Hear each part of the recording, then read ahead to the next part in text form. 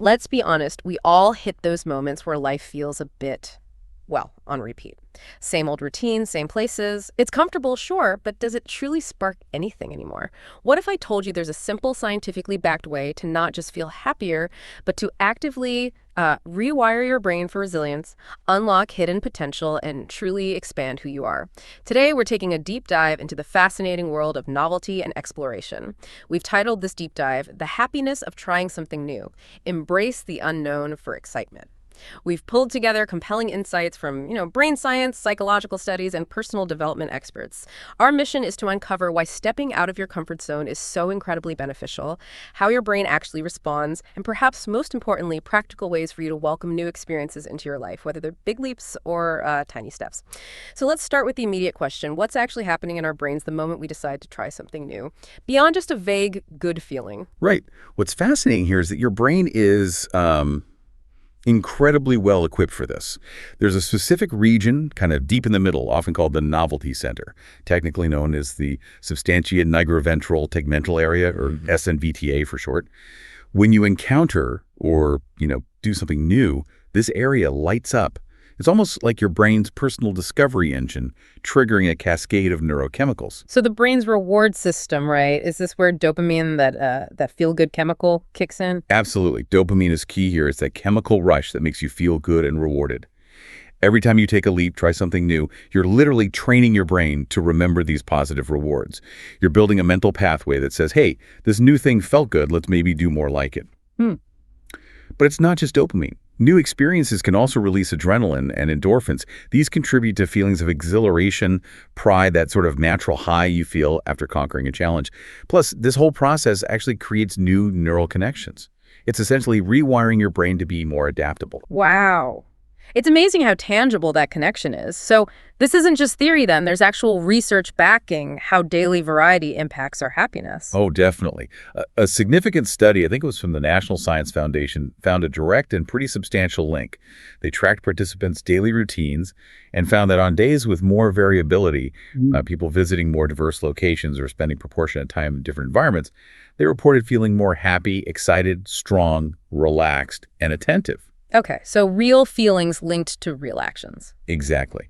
And here's where the brain science really shines. MRI scans showed that those who experienced the strongest positive feelings from these diverse experiences also had greater activity correlation in the hippocampus and striatum. These are brain regions absolutely vital for processing novelty and reward.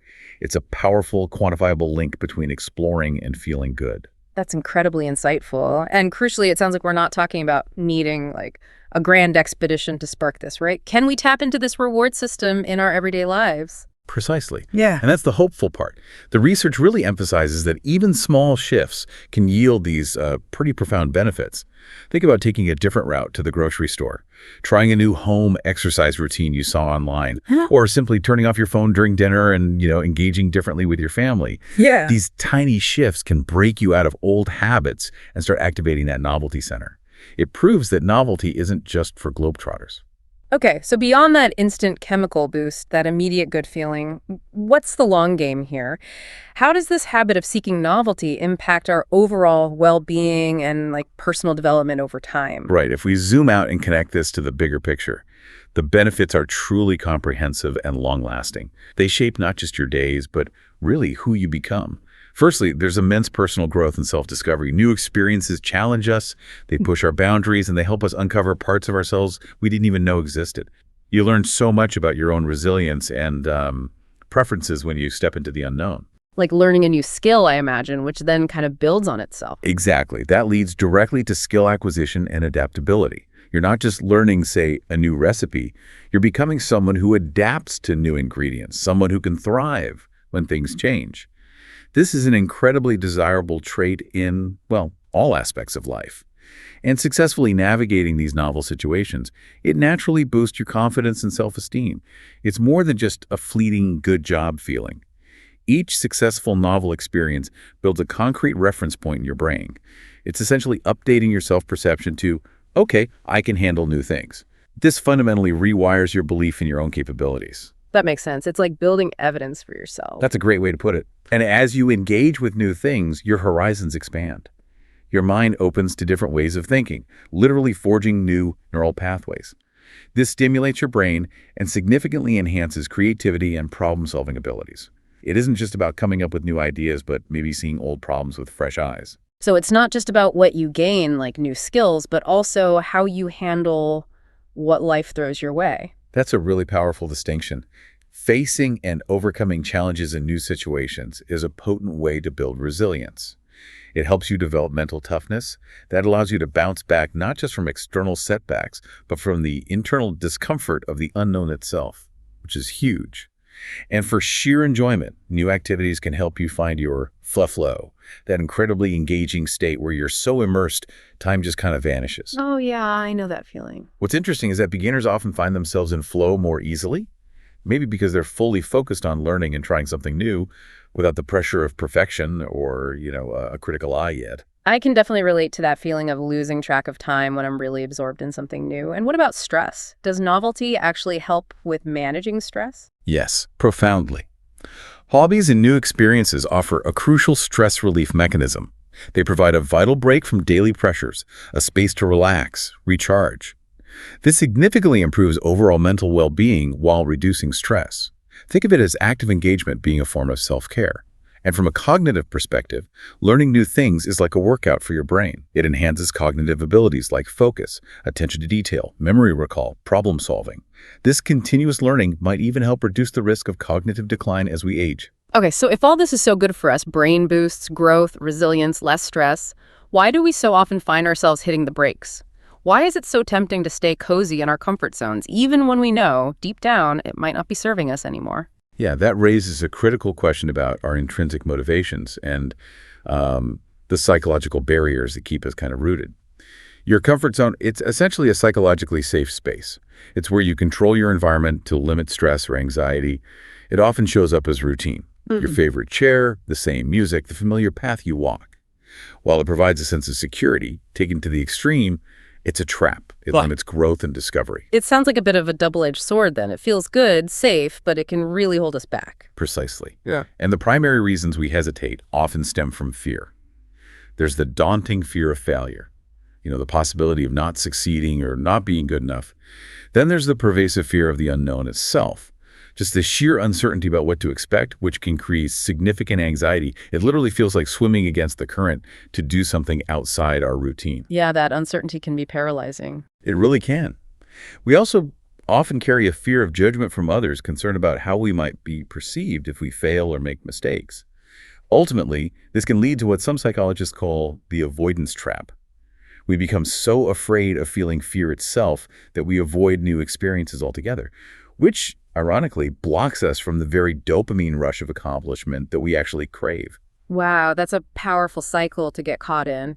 But what about the things that actually do pull us toward new experiences, despite those fears? What are our innate motivators? What gets us moving? That's the flip side. Despite those fears, humans have powerful core motivations. One is challenge. We seem to be naturally drawn to challenging tasks, especially when they align with personally meaningful goals where success isn't guaranteed. The belief that we're making progress and the anticipated satisfaction of reaching a goal, that sustains motivation. Feedback is key here. It's that feeling of truly earning something. Okay, so we like a good challenge. What else? Another core motivation is curiosity. This is an innate human desire for knowledge. It's stimulated by novelty and interest, or when there's a gap between what we currently know and what we could learn. You can think of it in two ways. Sensory curiosity is when, like a bright, shiny object or a catchy tune, instantly grabs your attention. It's about what you perceive. Cognitive curiosity, on the other hand, is when your brain encounters a puzzle or a question it can't quite answer, and it just needs to know more. It's about filling in the gaps in your understanding, really expanding your mind. That makes sense, the urge to figure things out. And what about feeling in control? That seems like a big one when we're stepping into the unknown, which feels inherently out of control sometimes. Yeah, control is absolutely fundamental. It's a basic human need. We feel motivated when we see clear cause and effect links between our actions and the outcomes we want, and also when we feel we're making a free choice. Conversely, a perceived loss of control is a really strong anti-motivational factor. So, while fear can definitely hold us back, our inherent drives for challenge, curiosity, and control are powerful forces. If we harness them, they can propel us forward into some pretty exhilarating new experiences. Okay, so we understand the why, the brain benefits, the growth, and the why not the fears, the comfort zone trap. Now, for the million-dollar question, how do we actually do this? How do we move from understanding all these benefits and barriers to genuinely incorporating more novelty into your life? Let's unpack some practical steps. Right. The first and probably the most crucial step is a mindset shift. You really need to cultivate a growth mindset. That means seeing challenges not as threats to avoid, but as opportunities to learn and grow. You have to embrace curiosity, approach new experiences with a sense of wonder and inquisitiveness rather than fear. And critically, try to focus on the journey. Appreciate the learning process, the experiences you gain, regardless of the ultimate outcome. It's about letting go of that perfectionism and leaning into the process of discovery itself. That makes total sense, sort of reframing the whole thing. So once your mindset is maybe leaning in the right direction, what's next? Do you just jump in head first, or is there a gentler approach? Not necessarily head first, no. It's often best to start small and plan. Take baby steps.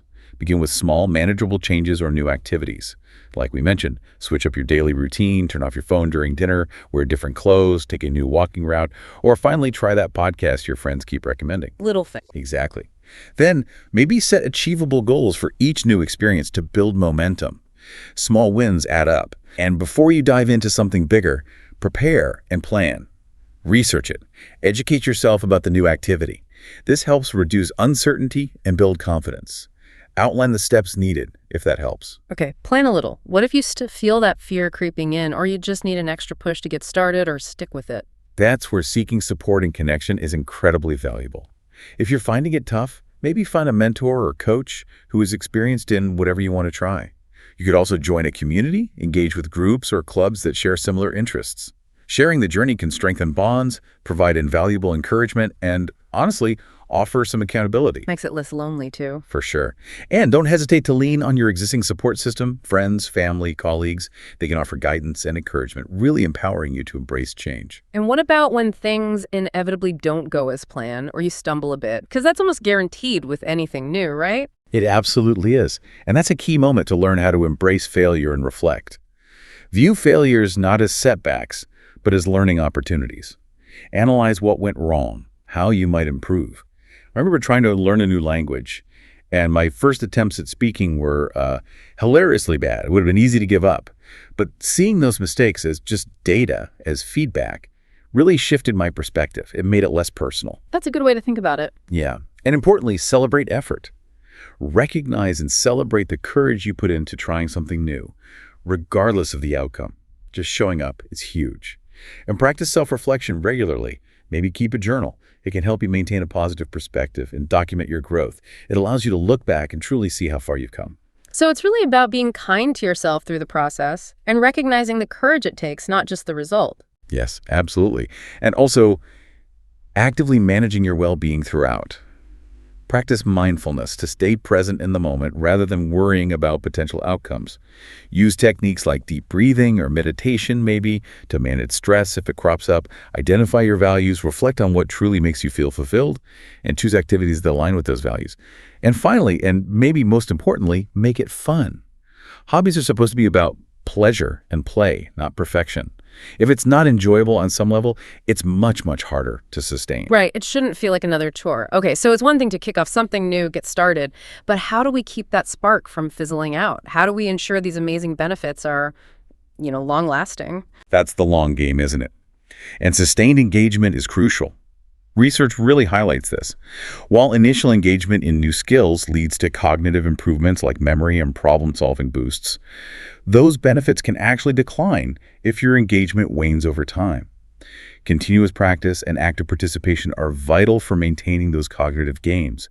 It's why you need to challenge yourself regularly. Make trying new things a habit, whether it's monthly, quarterly, or just finding small daily variations. So it's not just a one-and-done activity, but more like a continuous journey of exploration. And often, isn't it through navigating adversity, the tough stuff, that the most profound growth actually occurs?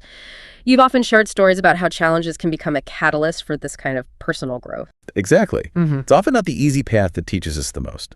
I often think of a runner I knew, quite dedicated, who suffered a major ankle injury after slipping on black ice. Terrible luck. She was facing months of recovery, which for someone whose identity was so tied to running felt like a catastrophe. Initially, all the negative emotions flooded in. Why me? My life is basically on hold. Understandable. Totally. But the crucial moment was when she made a conscious choice to try and be a victor, not a victim in the situation. This forced season of slow led to some profound reflection and renewal.